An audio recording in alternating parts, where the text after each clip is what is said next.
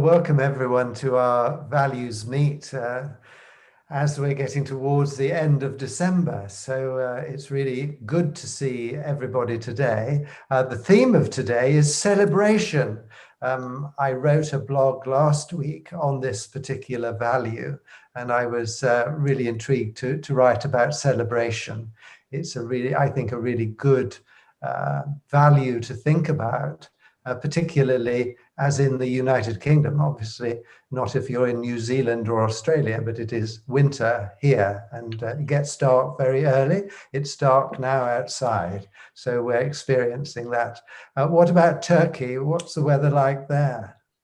It is winter here, but today degree was around 14, 15 in Izmir. In general, we have few sunny days in a week, and so we are lucky on the west. But east parts and some parts in the middle are really cold. I can appreciate that. Thank you very much. So if I may invite Jane, first of all, to just lead us in a reflection. You all know that in values-based education, being reflective in the wider sense of that, thinking about what you're saying, all those sort of things are really important. And we encourage teachers to really encourage the children to really reflect about themselves. But at the deeper side of things, reflective practice, meditation, silent sitting, all sorts of names for it, is central to the practice of values-based education, so that we can really embed the values in our psyche. So Jane, would you like to sort of lead us in a little bit of quiet sitting, I think? So first of all, just find yourself a really comfortable seat. If you can, maybe don't have your legs crossed. Feel that beautiful support of whatever you're sitting on, and see if you can feel your spine beautifully tall and yet relaxed. And if you're comfortable to, either close your eyes or just soften your gaze. Begin to just connect to the busyness of your whole physical being. Just begin to listen, to watch, to notice.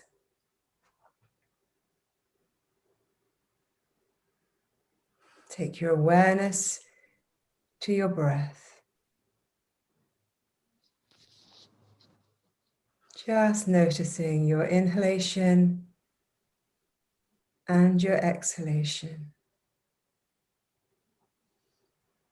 We take this for granted most of our life.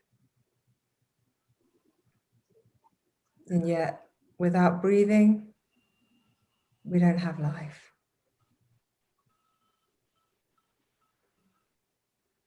So really just take a moment to appreciate all that your whole breathing system does for you, minute, moment by moment, minute by minute, day by day.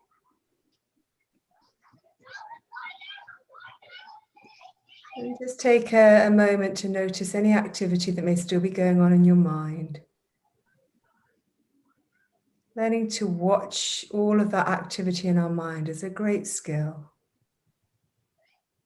so that we don't always just let it run away with itself. We can just watch and notice and acknowledge.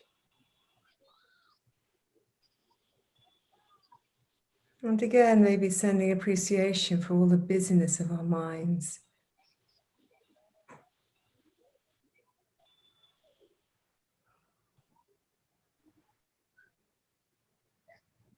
Now, just have a little scan of your physical body and check if there's any tension or sensation or emotion that you're aware of, and find a way of just breathing to that, taking your breath, maybe to tension in your shoulders,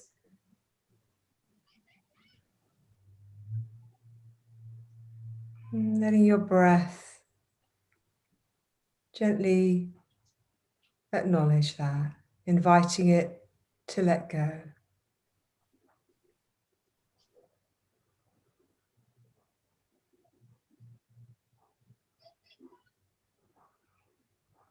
And now see if consciously you can slightly deepen your inhalation so that you're breathing deeply, maybe feeling your abdomen rise, maybe your lungs expanding as you inhale. And then just noticing how as you exhale, your chest, your abdomen just falls back to its natural resting state. Seeing if you can breathe smoothly and evenly, deeply and slowly.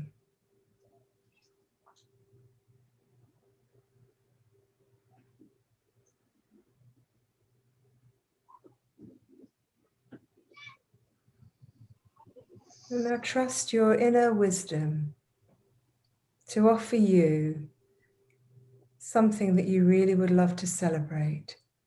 It's been a strange year for most of us, and yet we're still here in the middle of December. Maybe it's that we're celebrating.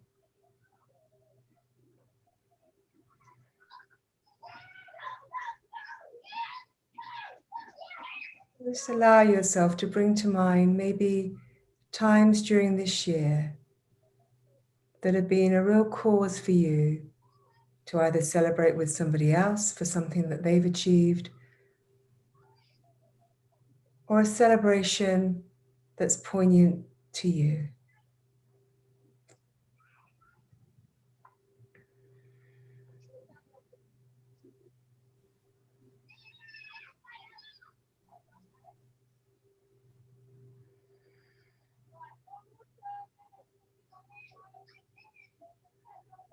And see if you connect to those feelings that go with celebration.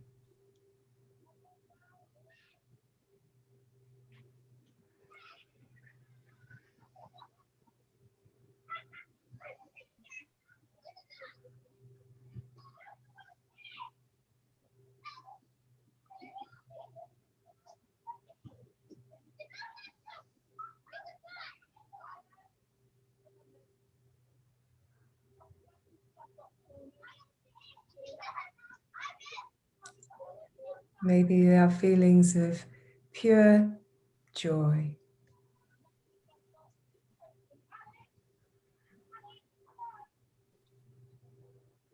Feelings of that awe and wonderment of what we can achieve in our lives.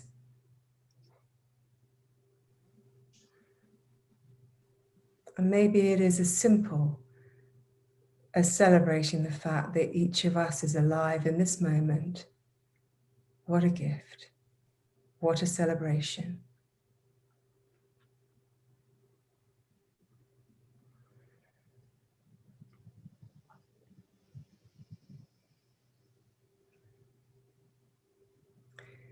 And as we come to the end of this pause, I'd like to share a saying that my dear dad used to say to me when I was a little girl. It's quite famous. But he used to say, live your life as though you'll die tomorrow. Farm your land as if you'll live forever.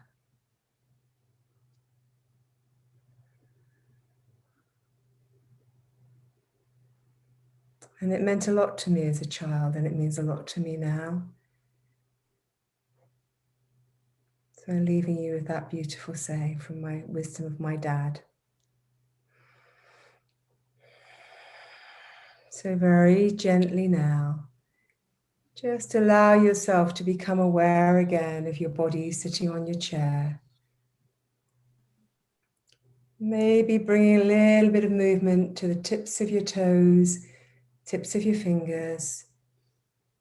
Maybe moving your head a little bit, just bringing that sense of aliveness in this moment. Celebrating each other. And gently, when you're ready, maybe just opening your eyes, being aware it might be quite bright when you open your eyes.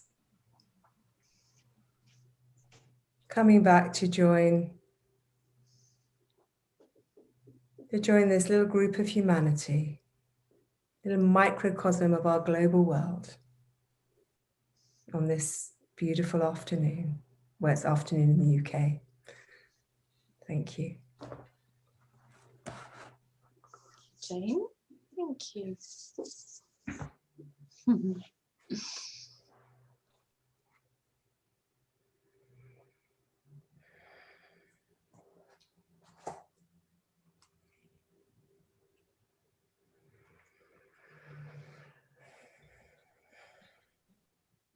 So lovely. Thank you.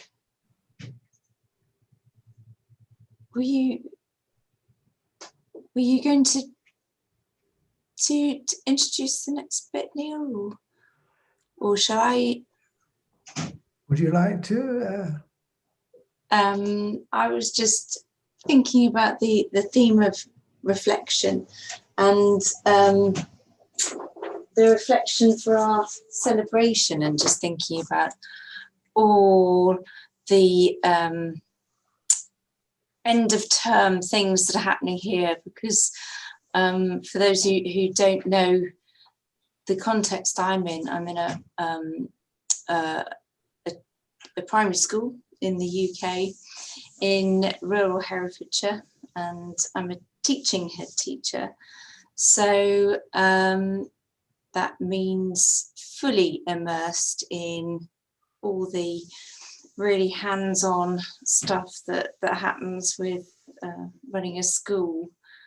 And it's our last day tomorrow, and it's the end of a really unusual term. I don't need to say that to all of you. And I'm just back from having been shielding. I think the last time we met on Zoom like this, I was talking to you from my home. And now I'm back with the children, which is an utter delight, of course. And it's Christmas, of course. And just thinking, tomorrow's Thursday, but already the children have just checked out with me that even though it's not Friday, as it's the last day of term, will we be having our celebration assembly? Because that's really important. So they kind of clocked that, you know, they didn't want anything to go amiss there. And like a lot of schools, we do a values certificate for our value of the month, which this month is generosity. And we've been doing all our assemblies on Zoom this term, but we've kept our values going pretty well throughout. And the children really delight in getting the certificate. And all the other classes on Zoom go into this sort of silent applause because everybody's muted. It's frenetic clapping going on, but you know that really means a lot to them. And generosity has been a beautiful one to do, actually, because it links so to celebration, because the impetus is about creating joy, really, isn't it? And one of the things that we've been sort of philosophically focusing on, I suppose, is how we can create joy for others and for ourselves. But just thinking about creating joy for others, this is very sweet. So I just thought I'd share it with you, because the school this year we're a primary school, so that puts it into context. They've elected that their charity for this year will be helping the hedgehogs, because they're becoming extinct. And it's a very gentle pathway to sustainability issues, thinking about our world future and, you know, much kind of bigger questions still. But thinking about generosity, we've adopted a hedgehog. So Oh, that's what I'm going to be sharing with them tomorrow. That their generosity, they each made a poster. I mean, it's all, you know, you've all done this yourselves, but it's the children's idea, and it's just so sweet. They all made a poster about how we can help hedgehogs, and then we raised money for our local charity. And I'm going to be able to share that with them tomorrow. And, you know, seeing the outworkings of their own generosity, I think, would be a great celebration. But I've been thinking too, and this is a very self-reflective piece from me today, but I've just been writing our end of term, end of week newsletter. I write a newsletter every week. And this week, as well as sharing lots and lots of things, I've just been reflecting on, you know, the quiet heroes. Joseph Campbell, who's a philosopher you may have come across, who was the world's leading authority on mythologies, noticed that throughout mythology and throughout our own lives, the image of the hero, the character of the hero, is what impels us through. This is what creates our lives, how we create our own mission. And he said something almost in passing once in one of his talks that I heard, which has really just remained with me because of its application for all of us every day. When he talked about the mythological heroes and how they, how the story of the hero is unfolded in every tradition, in every faith, in every culture, slightly different, obviously slightly different manifestations. But then he drew the comparison to the quiet, unsung heroes of our everyday. And he talked about the person who gets on the London Underground every day, day in, day out, to go to a job he or she doesn't want to go to pay the mortgage and put food on the table for their family. And those the quiet, uncelebrated, largely, acts of heroism that, you know, do make up our lives, don't they? You know, we have the big heroes, but I think, so in writing my newsletter today for everyone to have tomorrow, I was really thinking about celebrating all the minute actions and all the minute heroes that have helped us get to this point in the term, really. And, you know, it occurred to me that actually everybody in school, whether their role is lunchtime supervising or in the classroom, whatever, everybody's been doing two roles. Teachers have been lunchtime supervisors, and teachers have been cleaners, and cleaners have been after school care, and everybody has been working double this term because of COVID, but actually because of our values, and because of our values that are the absolute golden bedrock, just to invent a metaphor, golden bedrock of our school here and the whole community. Yes, COVID has been the instigator, but actually the motivator has been our values, and they've been the things that have really held us strong. And yes, I've thanked people, and yes, we pay people, but actually people do it because we're part of a whole. And I think, really that's given us, therefore, the strength to carry on, because, we've had a relatively quiet term here. We've had small earthquakes, but compared to what other schools and what other situations there are across the world, ours has been fairly peaceable, but it's tested everybody to the nth degree. It really has, and everybody's frayed and frazzled and a bit worn. So yeah, that was just my reflection really about the celebration, about celebrating the values-based normal that has made it an act of true heroism, and has therefore made it normal for all of us here today. So, Neil, that's my thought offering for today. Oh, wow. I think that's so wonderful what you've been saying, Bridget. It's really touched my heart, and I'm sure the hearts of everybody listening, when you so skillfully and sensitively wove all that together.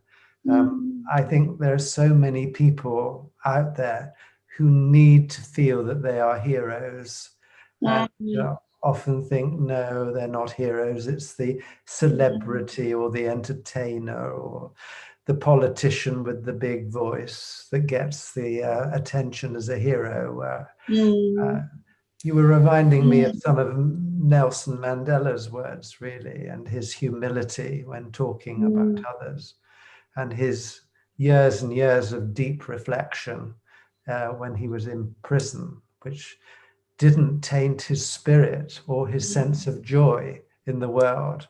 He was still able to come out smiling and engaging in other people. And I sense that's what I know your community somewhat, and that stems from your deep conviction of values and the role they play in your life and the life of the institution. I know you would say many schools now, thousands of VbE schools, are replicating this sort of profound insights, but as to use one of your expressions, they're profound but simple. Often I listen to people giving grand talks, and they seem to complicate everything so much. And the basic things of life, which are usually to do with relationships, are really profoundly simple. It comes down to simple things like, pause and let someone else speak. I have to remind myself of that so often, not to just dominate, but to have the joy of other people and listening deeply to others, which I think is a real plank of values-based education, because you're really valuing others. So yes, thank you so much for that, Bridget. Any other reflections on what Bridget has said by anybody else? Can I tell a short story? Do, Alan. Bridget, I love the point that you're making about those people that are unsung. I was in Singapore with a group of hotel management and asking them about their recognition scheme. And, recognition and celebration, obviously very, very closely related. And I asked them what their recognition scheme was based on. And they very proudly told me that it was awarded to those people that went the extra mile. So I said, well, that's fascinating. Thank you very much for sharing. And now I'd like to ask you a question. And the question is, if you take 100% of your time, what proportion of it do you have the chance to go the extra mile? And what proportion of it do you spend doing normal day-to-day stuff? So can you just reflect on your own and come to the split. And then you must stick true to what you think when we share as a group. It was about 9 people. You'll realize that the answers were pretty much 80-20 in favor of the normal stuff. So I said, I've got just one more question for you, and that is, why are you ignoring 80% of what we do in your recognition scheme? And they went away and they revised the way that they dealt with their recognition scheme. And I've just completed the manuscript of a book, and in there I use an example again in hotels, because that was my original background. You know, it's understandable that the sales guy that lands the big deal gets the quarterly award for the employee of the month. But what about the lady that keeps the floor sparkling in the lobby and hasn't had a day off sick for 15 years and talks about it as being her floor, greeting every guest that arrives? You know, are they less worthy of that award? And so I just share that story because what you said resonated absolutely with me. And to finish, I think there's a connection here with Simon Sinek's work. And again, you might be familiar with his work, you might not. But he talks about the difference between intensity and consistency. And he gives a couple of examples. So, you know, he says, if we have an event, then everybody gets excited about it. There's a budget, we know we've done it, and so we feel great. But actually then we go back and everything's the same as it was before. And he gives the example of dental hygiene. You know, he says the same thing. When we get our annual checkup, we've booked it, we've paid the big check, we've been along and we've had our checkup, so we feel really good. But is that what gives us good dental hygiene? No, it's twice a day, 2 minutes a day, every day. And so he's making the same point. You know, it's easy to make a fuss about the flashes and the splashes. It's the everyday that I value so much. Absolutely. Yeah, that's fascinating. Different contexts and same points. Yeah, similar points. That was lovely, Alan. Thank you. I was telling Jane over. Sorry, Nigel, you want to come in before me? I've spoken. Just going to amplify a little bit what both Bridget and Alan have been saying, which is that it's really intriguing that in mythology, the experts was homing in on the unsung hero. What's been going on during COVID? Look at the largest outpouring of support didn't come from the politicians. It came when there was this initiative to get people coming out on their doorsteps and celebrating the unsung hero. And it wasn't just in the UK, which was hugely popular, it was throughout the world. And it's interesting that I've never seen that outpouring of support before. And I'm just, again, reflecting on the admiration that people have for the selflessness and the togetherness and the compassion that the people who were doing these emergency work, and as Alan said, not the ones who were doing the flashy stuff, the ones who were standing up and getting the awards because they did some amazing research, which of course is valuable, but the people who were cleaning the floors, just clearing the rubbish, going into the hospitals at risk to their own lives to wipe people's brows, this sort of caring and compassionate nature. And it's just interesting, the enormous support, and as using Bridget's language, the sense of heroism of people who are simply displaying these positive values. So it was just reflecting on the fact that this concept of celebration is very underscored by the values. And it's just, so I was very intrigued by both what Bridget was saying in terms of the stories and what Alan was saying in terms of this, how we recognize and almost dismiss what really we value most deeply in our hearts, as evidenced by the doorstep celebrations. Yeah, I was I think I reflected to you the other day, Nigel, some thinking I'd been doing on who gets recognition.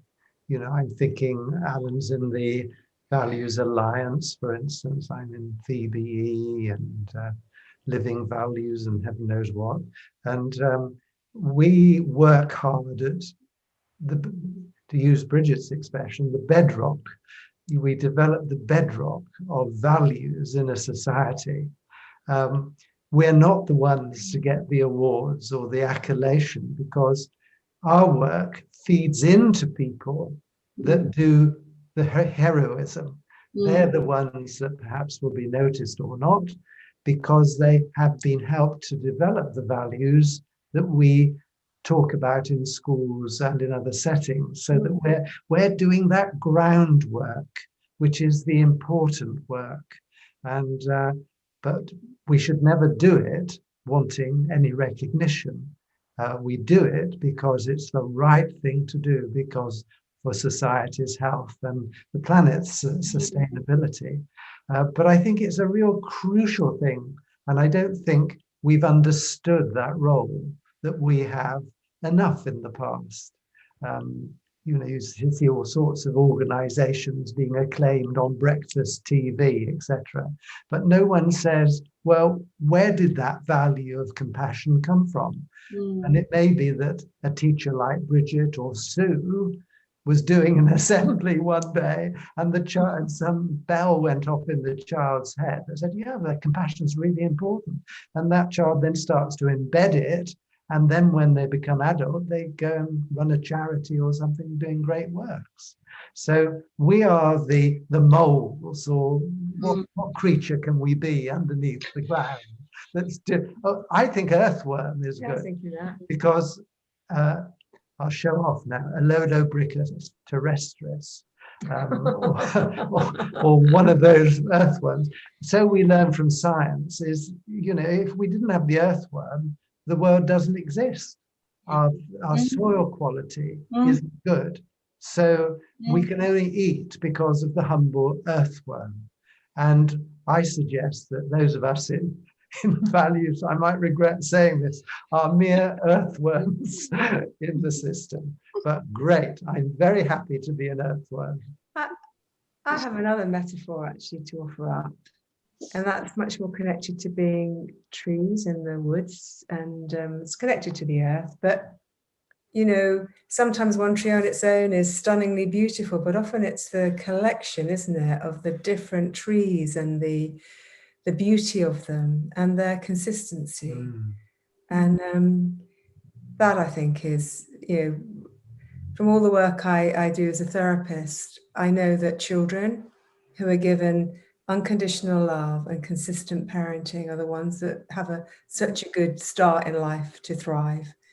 The children that live in unstable, inconsistent family systems are struggling from day one, really, to find that inner peace. It can be found, but they need a little bit more time. And it makes me think about lovely Andrew Fuller and his work on the genius. Like, he believes there's a genius in every single one of us, and I so resonate with that. We just have to find our little genius and let it shine. Do you want to say who?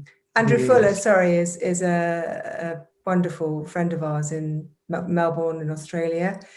He's a psychologist, but does a huge amount of work in education, working with young people. He's written quite a few books. One of them is, I can't remember what the genius title is, but he's very humorous in his presentations as well. And I don't know about you, but if somebody makes me laugh and smile, I often, or cry, any emotional response, and I hold on to that, any story, any narrative. So maybe we're the earthworms, the trees, the bedrock. Yeah. And that's worth celebrating, isn't it? I think we're probably going to need to draw this to a close. But just before we go, I wonder, Alan, if I could ask you to mention one thing. Just before we started this discussion, Alan, you were telling us about the book that you've written about values, and I think a number of schools will be quite interested in it. So I wonder if you just, for the people that weren't here before the conversation, who may be watching this later, I wonder if you could just share a couple of words about the books you've written to help people come to bring values into their lives. Thank you, Nigel. Yes, I'd be delighted to do that. So let me tell it as a journey. I had developed this approach called the 31 Practices, which is all about bringing organizational values to life. In around about 2005, and I'd used it in practice and it always worked. But I'm the sort of person that, whilst that might be all well and good, there's a part of my brain that says, but who are you? You're just an operator. How are you going to prove to anybody that this works, and why would anybody believe you? So I thought, what I need to do is find an organizational psychologist, explain how this thing works, and get them to tell me why. So I set about finding Alison Wybrow, and she loved the approach. And very quickly, I can't even remember who suggested it, but over a coffee, one of us said, should we write a book? And I hadn't written a book before, so I didn't know what the process was. People since then have said, you must have been really good to get an agent. Well, we didn't get an agent. Somebody that had interviewed me years before said that he had a book proposal format, and he would be happy to let me use it. So I did that. We sent it off to 3 publishers, got 2 offers, and went with 1.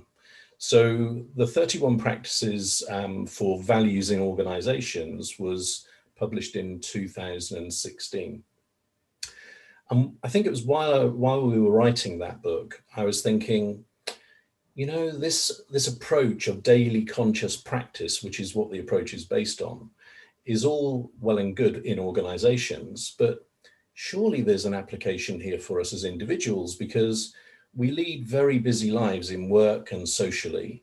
And unless we're careful, we end up just reacting and responding to everything that's going on around us. And before we know it, we're way off course compared to how we wanted to behave in line with what's important to us. So that was the spur for my 31 Practices, which was the second book. I co-authored that one with a neuro-linguistic programming expert, and that was published in 2016. Then this month, I've just handed in the manuscript of a book called The Values Economy. And this is in 2 parts, really. One is it describes what the values economy paradigm is. And very quickly, I believe that it's driven by 3 contributory factors, sort of a perfect storm. The first is choice. So we're making choices on a different basis than we did before. 10 years ago, choices were made very rationally, often on a financial basis. Whereas now, they're made less on a financial basis and much more according to what's important to us and what we believe in and what we stand for. So fair trade is a good example. You know, why do you spend 20% more on that thing on the shelf? Because you believe in the way that it got there. So that's choice. The second is communication. You know, we live now in a super connected world. We can share what we think and believe in a nanosecond to millions of people all over the world. And social media has changed the game. It's very hard now to hide things. You know, there are many more scandals coming out because people are more connected, and it's harder to hide things away, which is a great step forward. So communication is the second C. And then the third is control. It used to be that organizations would decide what they wanted to be, and then hire marketing agencies or advertising companies or public relations agencies and pump out this message and hope that people would believe them. But because of the communication factor, they can't do that so much anymore. And control is now in the hands of the various stakeholders of an organization, whether they be the customers, the employees, the service partners, the local communities. All of those people influence how the brand is perceived. So control, communication, and choice, and I refer to them as the 3 C's, and C to the power of 3, because when they're all together, their power is enhanced, have created what I call the values economy.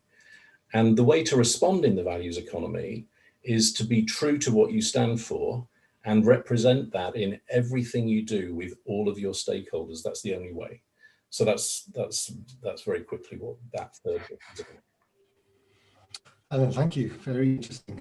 And what's the name of the book, did you say? This last one is called The Values Economy. Wonderful.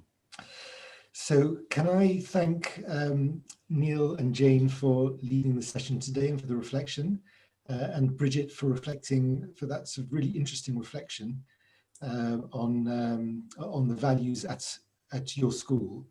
And this, of course, draws to a close the 2020 VbE cafes. Some will sense a sigh of relief that perhaps 2021 holds better prospects than the year we've just had.